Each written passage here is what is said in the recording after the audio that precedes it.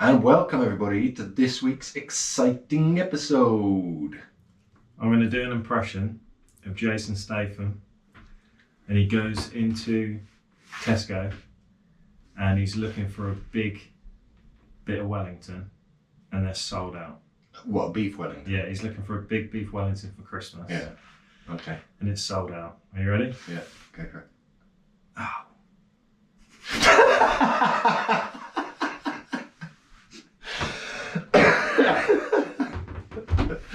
Oh. Excellent. That sounds just like him. Yeah. Yeah. You must have practiced that one for hours. Yeah. I can do the same with other people. So yeah. I can do an impression of the Queen when she was alive, going into Sainsbury's looking for horseradish. Which she often did, I'm sure. And they don't have any. Yeah. Oh. It's not bad, is it? It's not Sure. bad. You could do it with any celebrity, really. Okay. That's my top tip for if you want to do a celebrity impression. Just start there. Start small and then work your way up. Okay, can you do Kylie Minogue when she just missed the train from Adelaide to Canberra? No.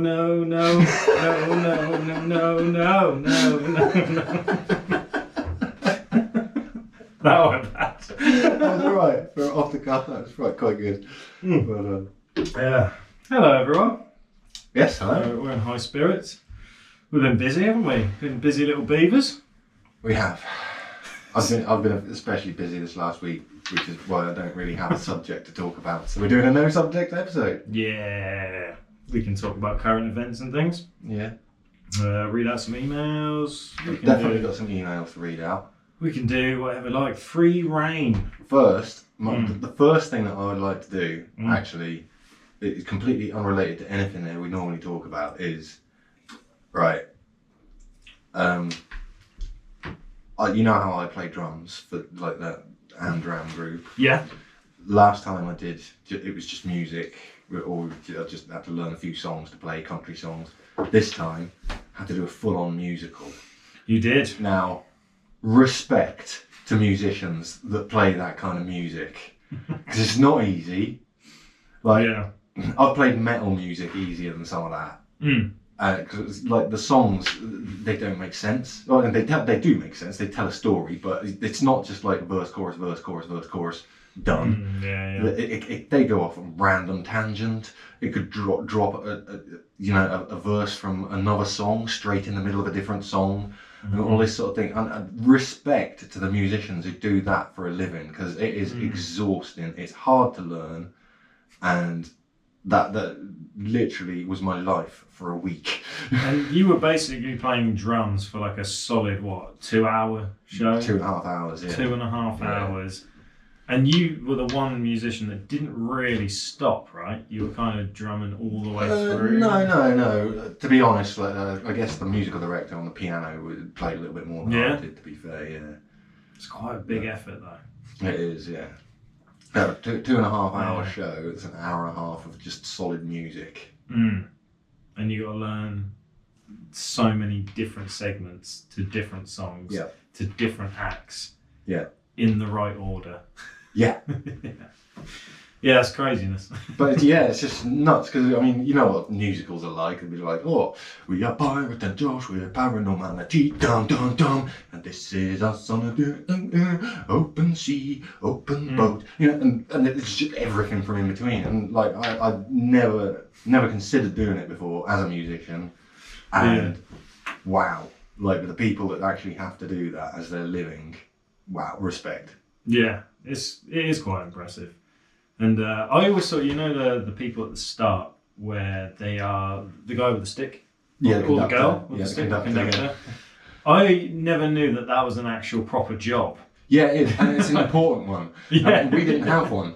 You see, all my drumming career, I guess, not as much of a career, but I've learned to read drum music, and normally, if you buy like a songbook for music, it has everything you need in it. Yeah. Yeah, it's got the timing, it's got the notes that you play, it's got the words written underneath so you can keep up with where you are in the song. Yeah, these kind of concert drum, like music, like the operatic or whatever you call it. None of that, because you're meant to have a conductor telling you when to start and stop and giving you all the cues and stuff. So literally, it's literally a whole page. It gives you the beat that you got to play on bar 1, and then it's just pattern repeat, pattern repeat, pattern repeat, pattern repeat all the way down with just the odd word saying fill. So you can do what you want there. It's an 8-second drum solo. Yeah. Yeah. It's nuts. It really is. So yeah, them conductors, they really are actually important. And when you don't have one, it's amazing how much more effort you have to put in to actually learn all that stuff as well. I bet that's quite a cool job where everyone's turning up with different instruments, and then you just open a box and it's just got like a wand just a little stick. It's like I played a stick. Yeah, it's quite funny, isn't it? Well, well done to you. Smashed it. And then you've got another one in the future lined up? Probably. They'll ask me back. They like my indoor fireworks. Oh, yeah, your sparkle machine. Yeah, that's a hit, that is. Yeah. Imagine if it was actually you weren't that good at drumming and they were just like, well, we haven't got the heart to tell him, but we need those sparkles. Probably is that, to be Just think of the sparkle machine. Yeah, it's an expensive old machine, that is. So. Well, I have a question for you. Go for it. For today's pod. What in the world is going on with 3i Atlas? I know we've already covered it. Okay. But this episode would be a good one to kind of talk about the updates. So have you seen what I've seen about the updates? I don't know. What is it that you've seen?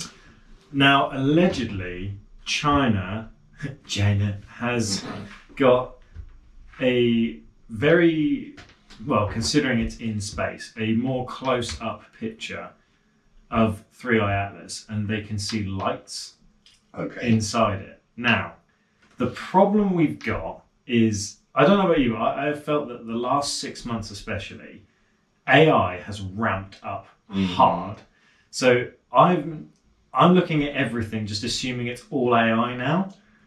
So, but I don't know. There's a lot of people saying it's definitely aliens coming, and there's dates. There's some YouTube channels reporting that they think it's definitely aliens. Again, that guy, the Harvard professor Avi Loeb, he's been on several podcasts and talk shows and stuff like that, saying that that the possibility is there and is increasing. I've not seen this picture that China have produced with a 3i Atlas with lights on it. Yeah, you can find it out if you want. But it is currently a very crucial time with 3i Atlas, because at the moment, I don't know how China would have got a better picture than the Mars Reconnaissance Orbiter. That's what I was wondering. Because it's only really Mars and Jupiter that are in a good position to see 3i Atlas. We can't really see it from Earth at the moment. It's on the other side of the sun. But that is one of the things that I believe Avi Loeb was saying, is that because the 3i Atlas is at the moment at pretty much its perihelion, which is its closest approach to the sun, right? Okay. It looks AI, right? That don't look real to me. No. So because 3i Atlas is currently at its closest approach to the sun, on near enough the exact opposite side of the sun to us, what they're saying is that if it was an intelligently controlled craft, now is its opportune moment to change its trajectory, if it was going to.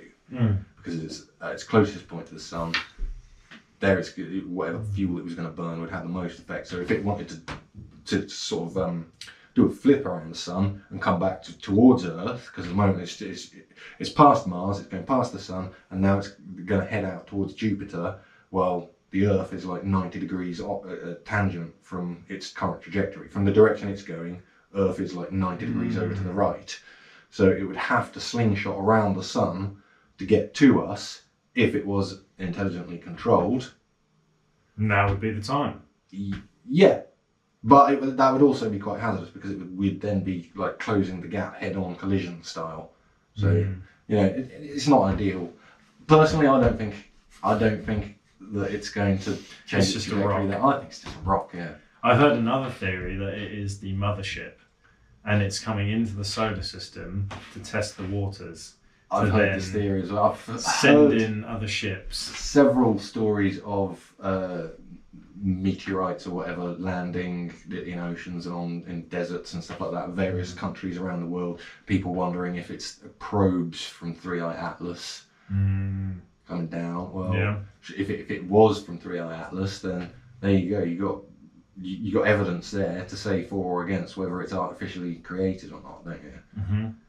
I did see in the comments of where I saw this, a lot of people instantly would just go, AI, this is fake. But then I saw one comment from a guy saying, if it is aliens, why have they got a ship that just looks like a giant turd? And I thought, that's quite funny. But then underneath that was a very smart answer where a guy said, I studied science or something at university, and it actually makes perfect sense. Because if it is alien life forms, doesn't it make sense to have like a giant rock or something and build from within out? Yeah, I suppose it would. So it is a bit more stealthy and a bit more flies under the radar. Yeah, how do you disguise a spaceship? Yeah. Make it look like a giant rock. Yes, exactly. Rather than having this big silver chrome actual spaceship. So that makes sense as well. But I agree, I think it's just a giant rock.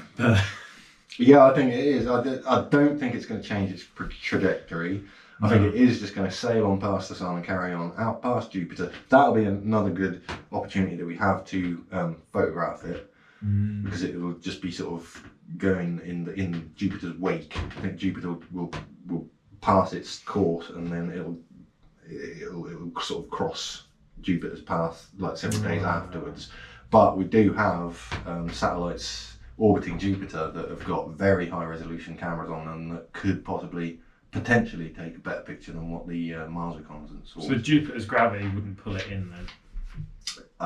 Travelling at that speed, it might alter its trajectory very slightly, but it's not going to do a lot.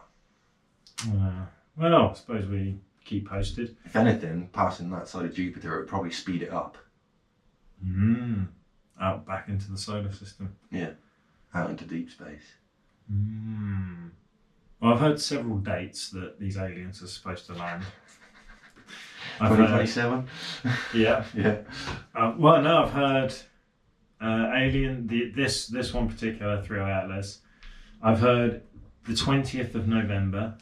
I've heard the 26th of November. I've heard the 10th of December. And then I've heard the 26th of December. I think the 10th of December, I think, is its close approach to Jupiter. Oh. I think. Well, we'll have to see if there's any aliens popping their heads out. Yeah. Keep you updated there. Another thing that we haven't spoke about, the boogosphere. Oh, yeah. We covered that. Yeah. Do you remember me telling you they found some weird plate in like Mexico? Yeah, I remember you showing me a video on it. And it had the same hieroglyphics and everything. The same sort of computer chip style. Yeah. Wasn't it? Yeah. They're still testing that. Really? No update there. I just thought it'd be interesting for people to know that they found something else with the similar patterns and symbols. So. Oh yeah, and they actually they released an actual carbon dating, didn't they? Yeah, they did, didn't they? Boogosphere. So, was it 12,552 years or something like that? Yeah, something like that. Yeah. Yeah, an actual timestamp on it. Yeah. Which they're saying it doesn't really fit into a lot of like the history side of things. They don't understand how it fits into that. Earth history? No, it doesn't. Space history? Well, who knows? I mean, the thing was hovering around with no means of propulsion, so it's sure not something that we made 12,500 years ago, is it? No, for sure. Yeah, I wonder. It's interesting because the boogosphere really intrigues me. Because it doesn't look all flash and everything, does it? No. It's kind of like just a pinball. Like with a silver etchings. basketball with some crude etchings in it. And it doesn't look overly great, but then scientists are just baffled by it. Yeah. Because you've heard the other thing where it keeps changing, like between hot and cold. The temperature keeps changing. Oh, does it? Well, yeah.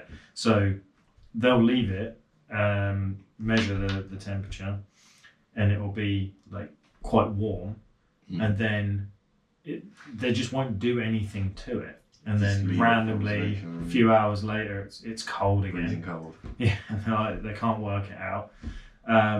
People being close to it and interacting with it also somehow changes the temperature and the frequency levels and sounds that are coming out of it.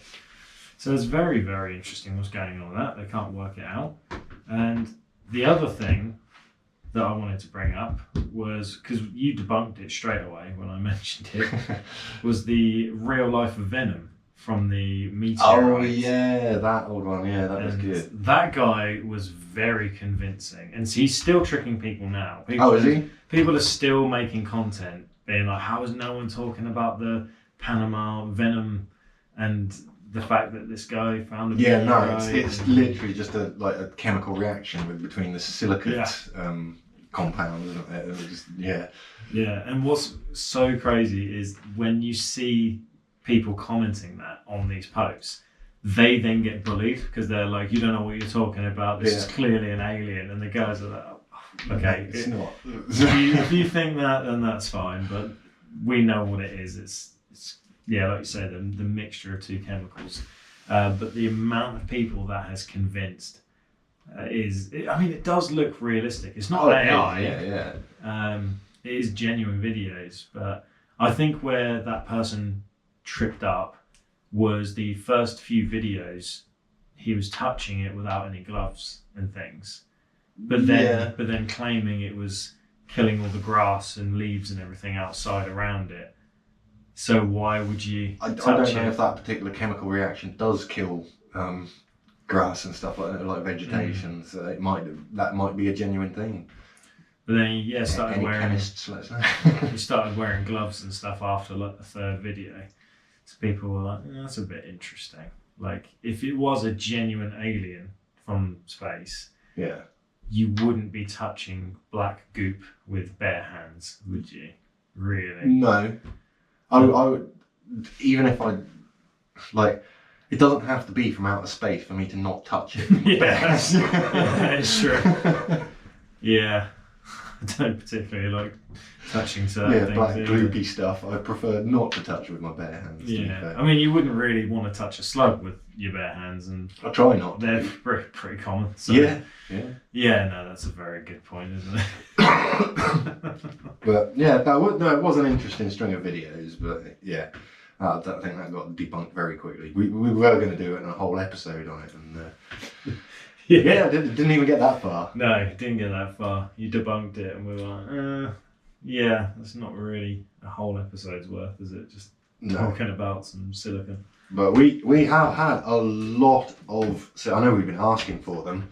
Here we go. Episodes. We have had a lot of suggestions for episodes. I'm not going to read them out. I'm not going to read out the suggestions for episodes because we do have so many of them, and I'll put them on the list. I'll put them on the list. If when we research them they sound good, we'll do the episode. Yeah. We have had quite a few emails since we came back. We haven't done no subject since that since we had that little break in May, have we? Yeah. But we have had quite a few emails from various people. One of the first was Natalie. Natalie, I hate it when people have got surnames that I don't automatically know how to pronounce. Just say the letter of the last name. Yeah, that'll do it. Natalie N. Nice. There you go. Yeah. There you go.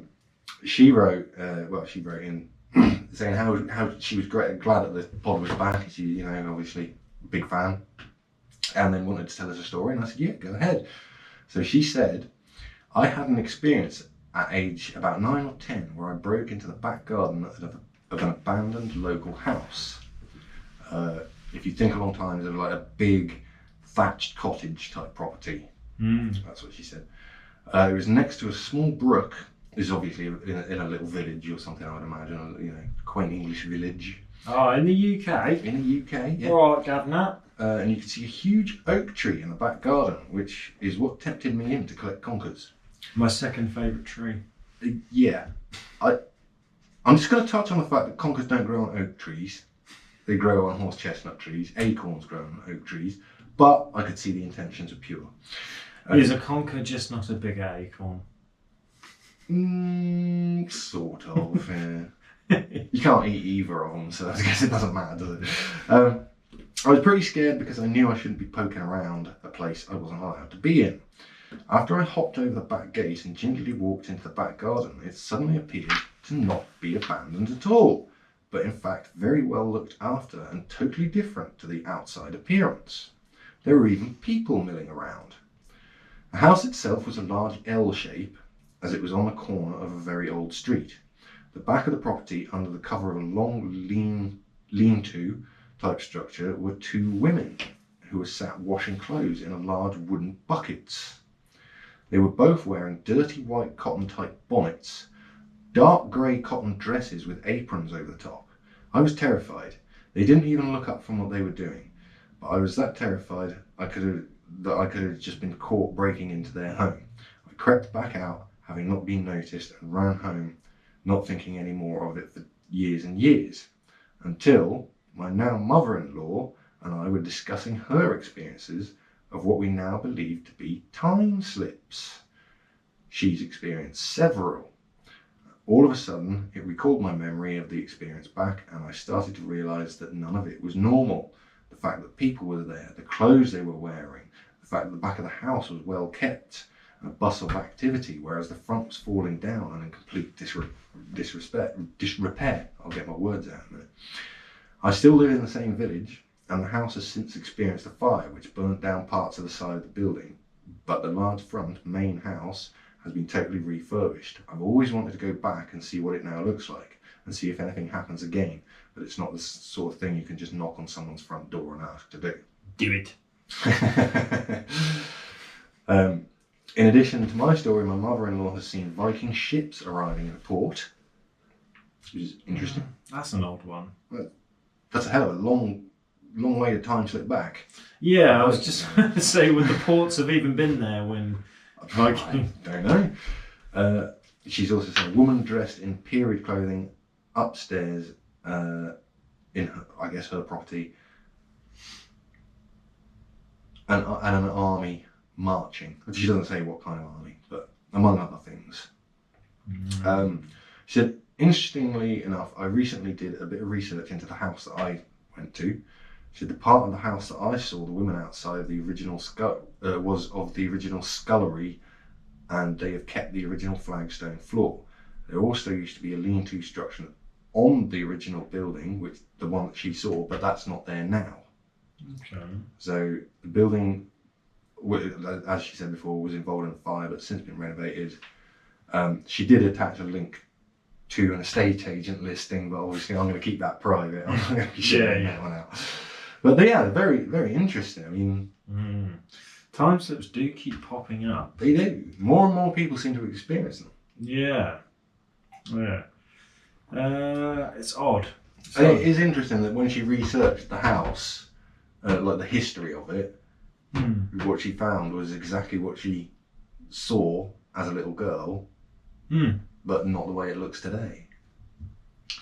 That is definitely more believable than the Vikings. I'm not calling anyone a lot. I'm just saying the Viking boats is hard for me to grasp because it was such a long time ago.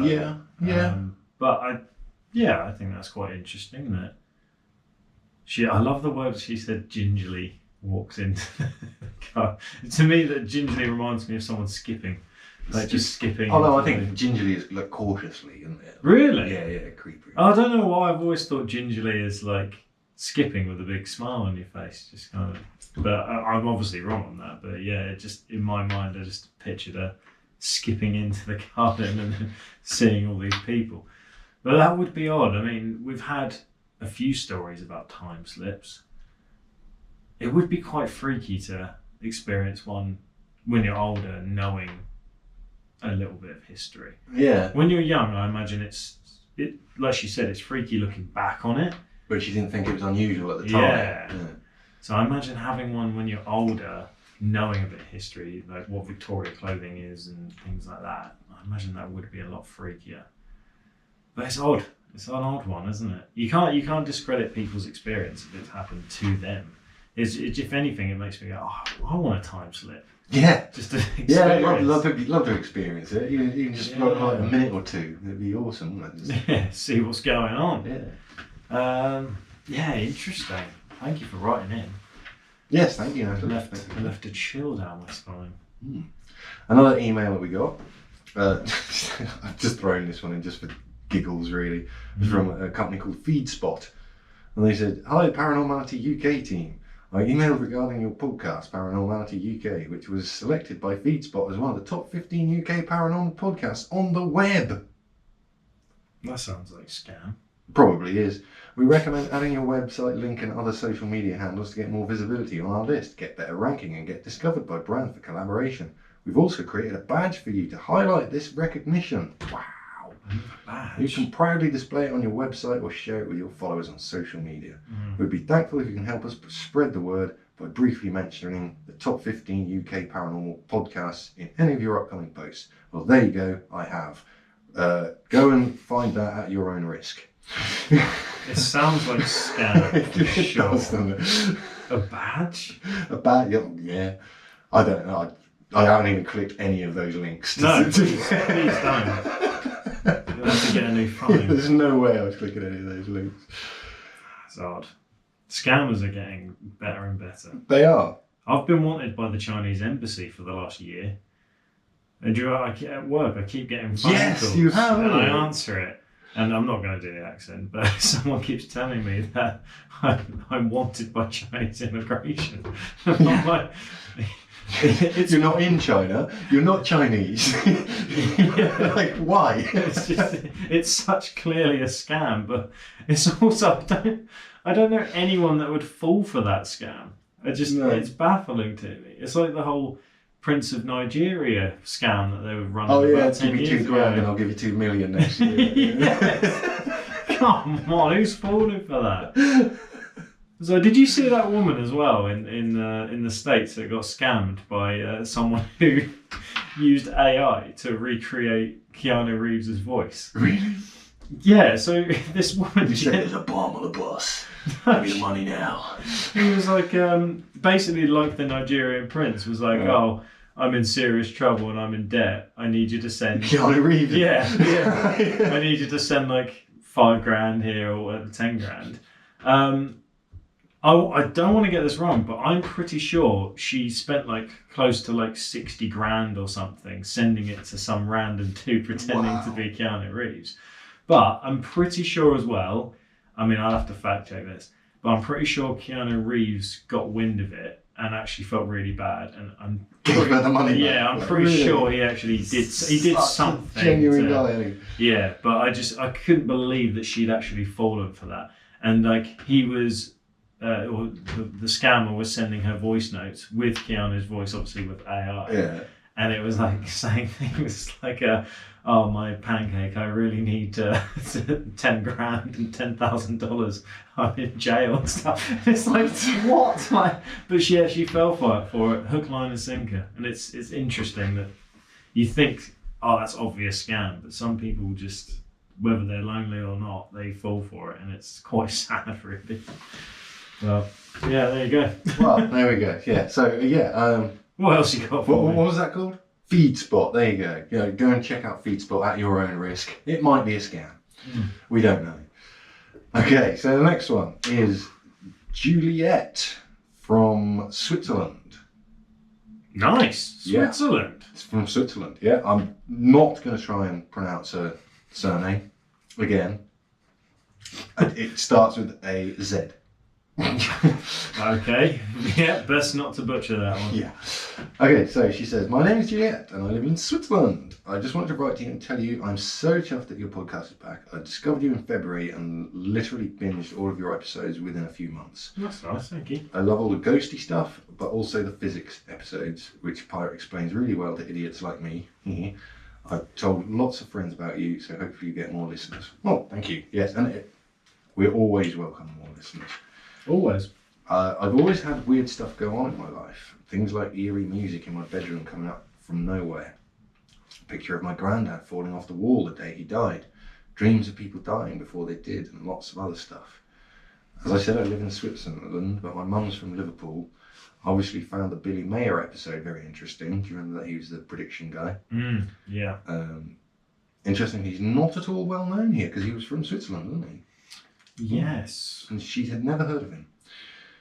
She said, I'm sure you have heard of Eric von Däniken, the Swiss ufologist. I had not heard of Eric von Däniken. She said, I know several of his claims have been debunked over the years. I still find him an interesting and totally arrogant person. Maybe you could do an episode on him. He founded a museum with his research near Interlaken, which I visited several years ago and found very interesting. Unfortunately, it's closed since due to financial problems. Anyway, love the podcast. Keep it up, and I hope you do make it to number 1. Best wishes from very hot Switzerland. Well, this was back in like July or something, and it was like 30 degrees. So I naturally asked her to go into more detail about her stories.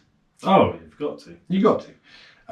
So yeah, she said, yeah, I'll happily go into more detail on my stories. I'll write them down a few, and you can pick and choose if you would like which ones to read out. Before you get into it, I will just say, she said about the picture of her granddad falling down.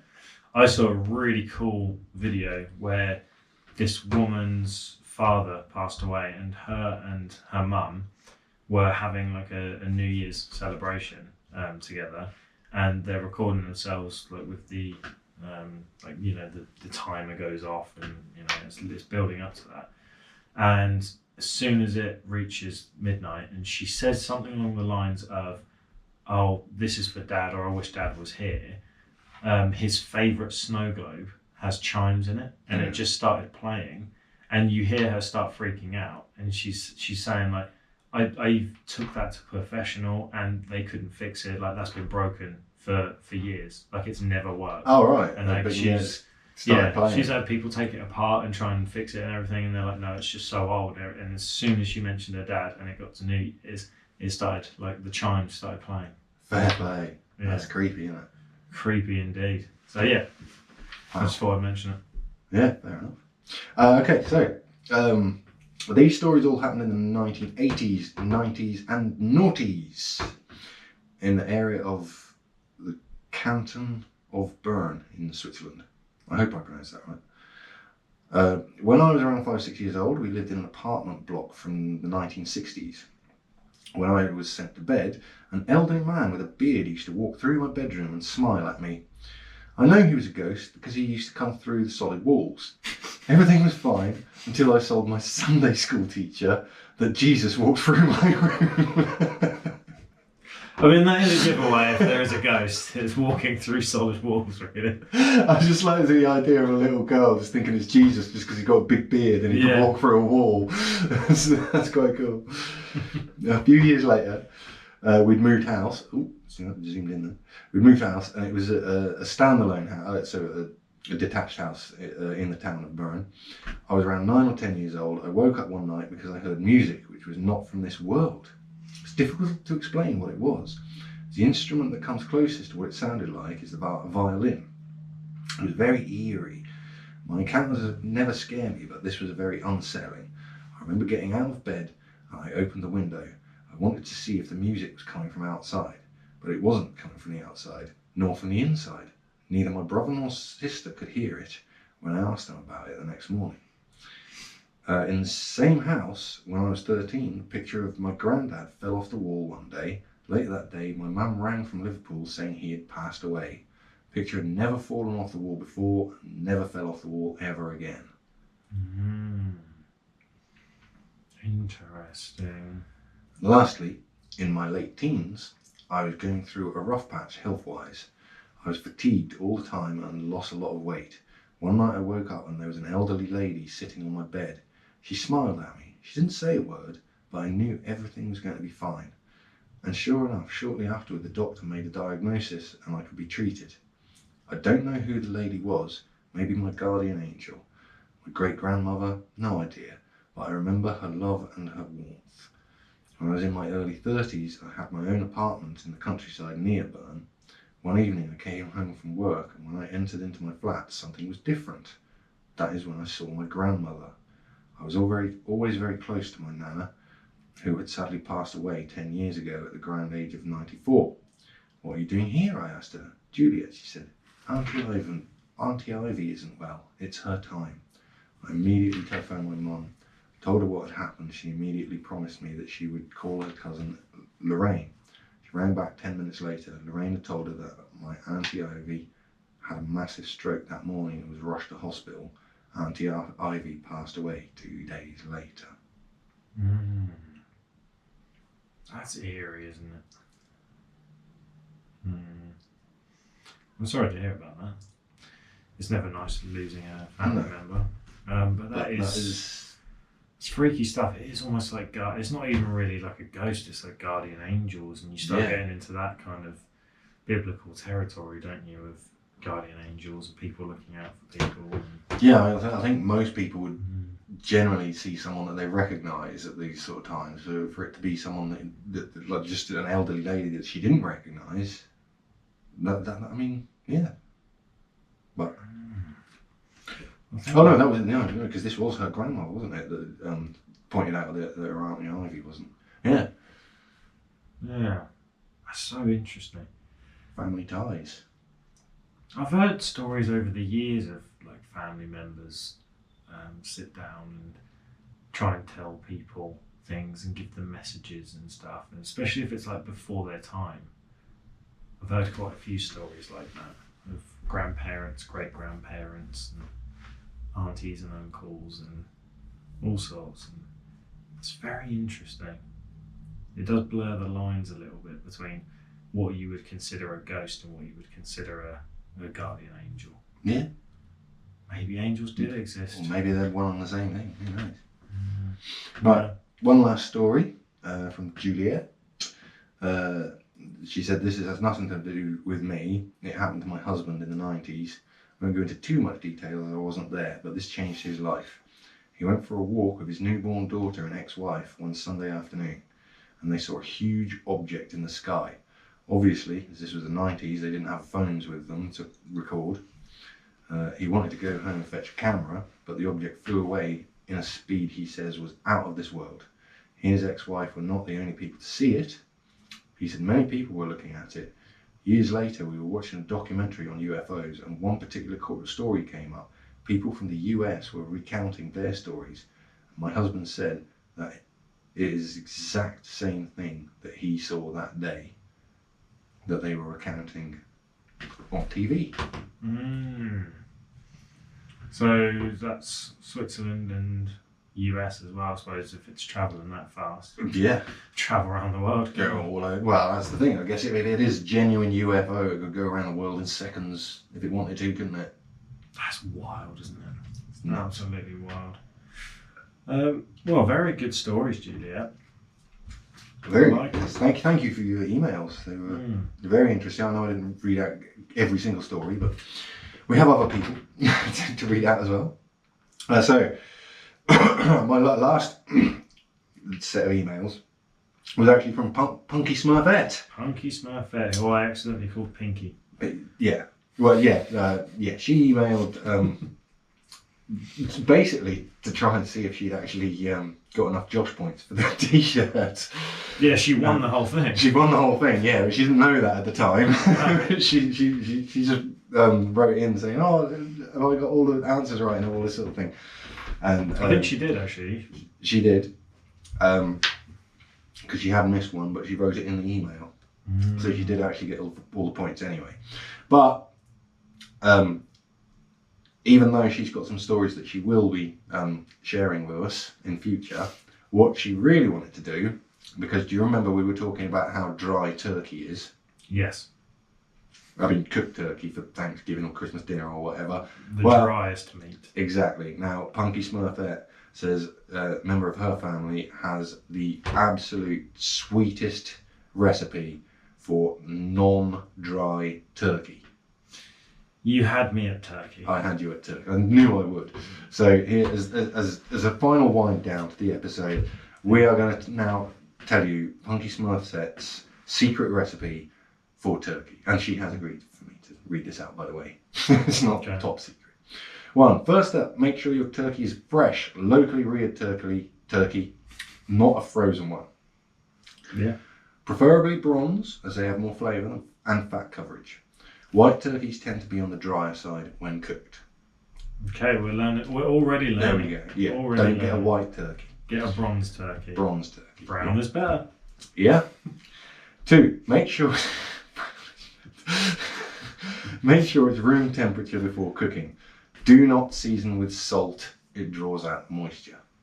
Aha! That is probably where everyone in the world goes. I bet everyone does it. Salt and pepper? Right, okay, no salt. Right. 3. Important bit. You need to dissect the legs off. To do it, score/cut through the skin halfway down the legs, all around the leg, and then peel the skin back towards the body to uncover the lower leg. Then, using a knife, cut through the joint to take the drumsticks off. Then pull the skin down over the exposed thigh and pin it with cocktail sticks to seal the thigh under the skin. Everything you just said sounded like a serial killer.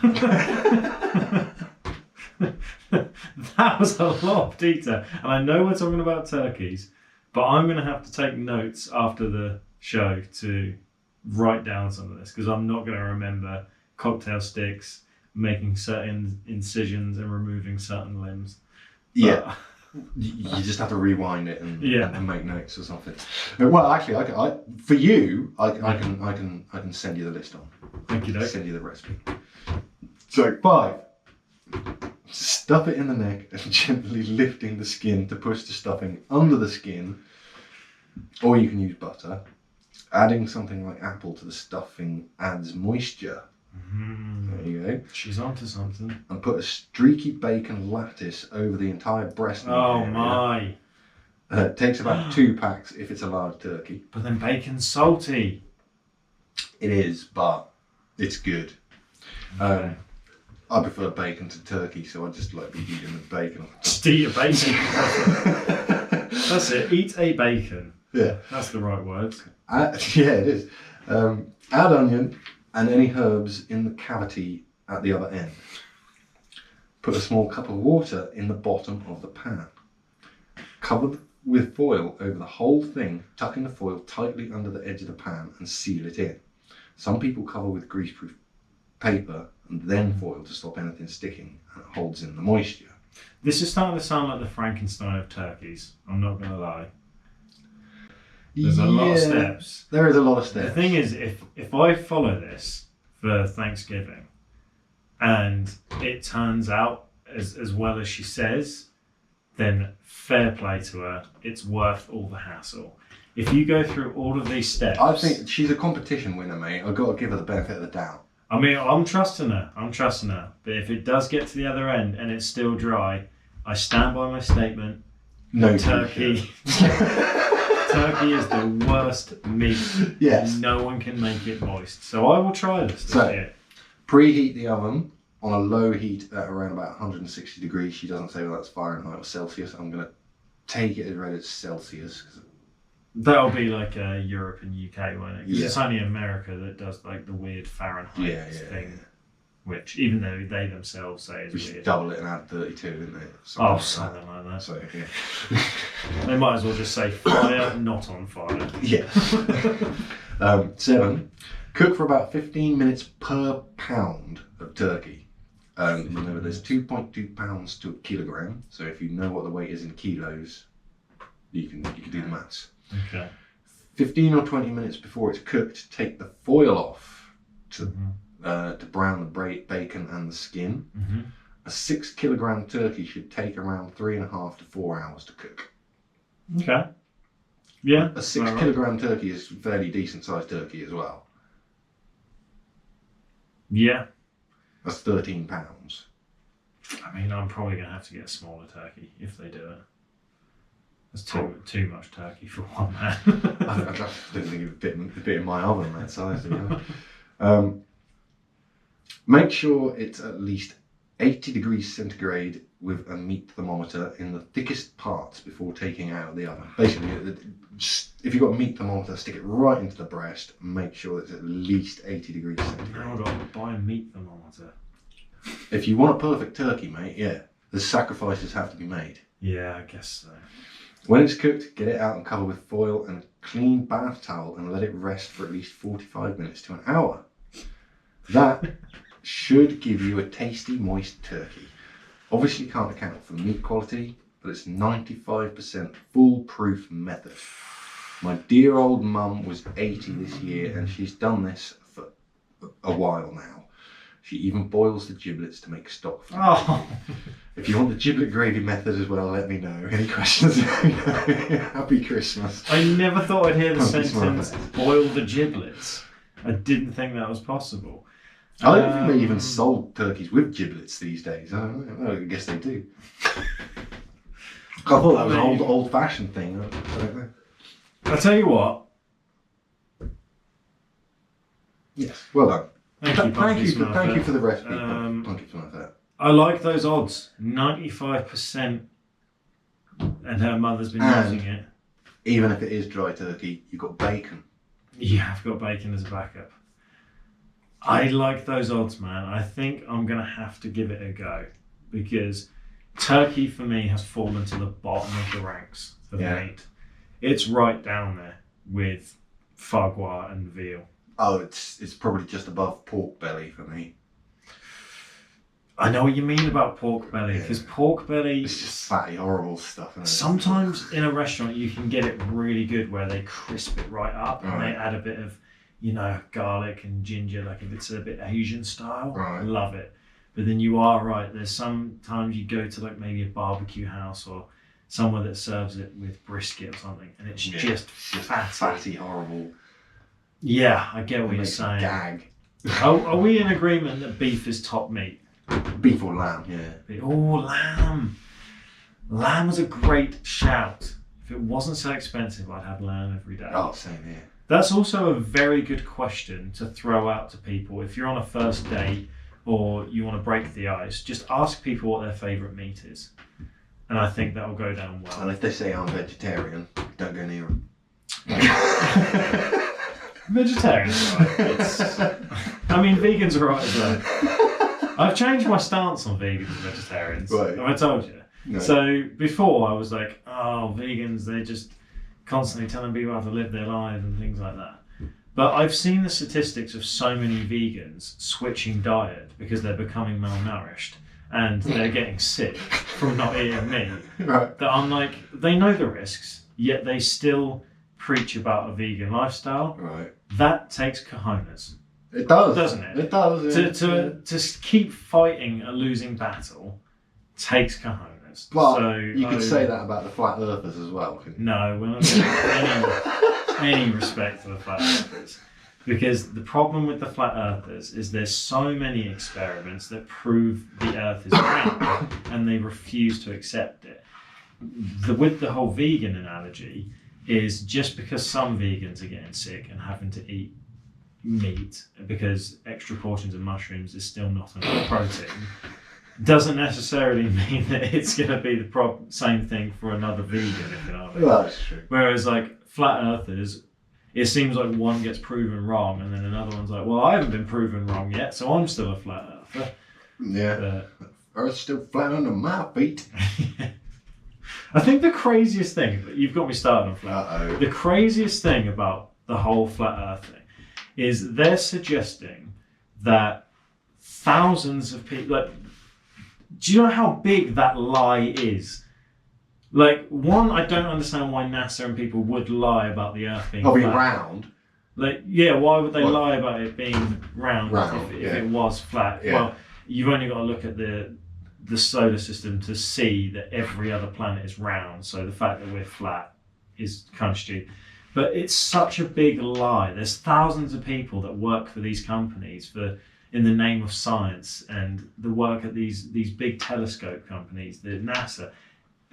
astronauts themselves. Like there's so many people, and you give them all these facts, and they go, "Earth's still flat."